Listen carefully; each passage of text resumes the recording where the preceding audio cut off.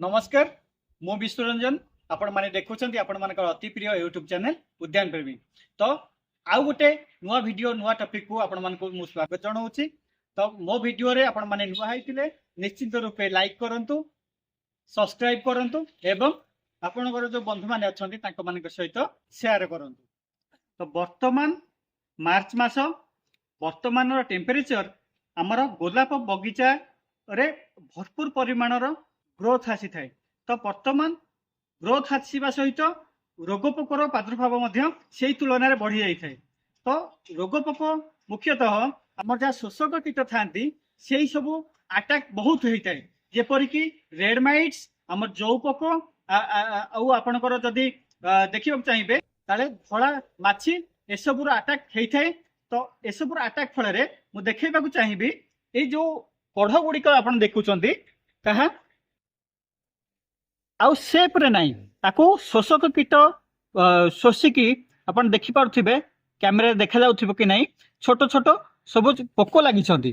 तो एई सब पोक गछर कढ़ को ता रस को शोषी ताको क्षतिग्रस्त करथांती एवं फूल फुटिबा को देई नथांती।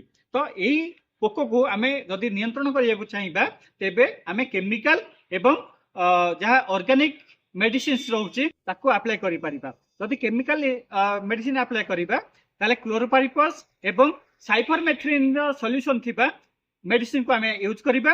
जदि ऑर्गेनिक मेडिसिन अप्लाई करिबा ताले काका थीटा एवं कॉन्फिडर को नै परिबा।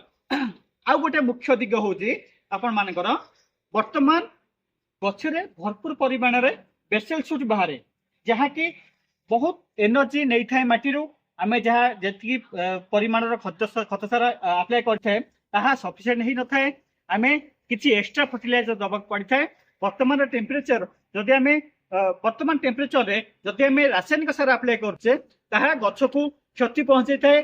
तार जहाँ लीव्स रहउची ताहा येलो पड़ी जाय थाए। तो वर्तमान आपण जेते पारिबे ऑर्गेनिक फर्टिलाइजर अप्लाई करिवे एहा गछ पई बहुत सहायक हेबो ग्रोथ पई। एवं आपण जदि केमिकल फर्टिलाइजर अप्लाई करछंती तेबे आपण ठंडा समय देबे। मोर कहिबार माने हेउची आपण अर्ली मॉर्निंग दियंतु किबा संध्या पूर्व दियंतु, उपरळी समय दियंतु जहा कि हमर माटी रो टेम्परेचर डाउन थाए एवं गछ ऑब्जर्व करिबार सहायक होइताय, तार रूट डैमेज हेइ न थाए। तो मुख्य कथा होची हम रूट को हमें डैमेज होबा दबानी जहा फल कि हमर गछर ग्रोथ हैम्पर होबनी। तो आउ गोटे होची दिग होची वर्तमान टेम्परेचर देखिया गले हमर आर्द्रता मेंटेन करबा निहाती दरकार।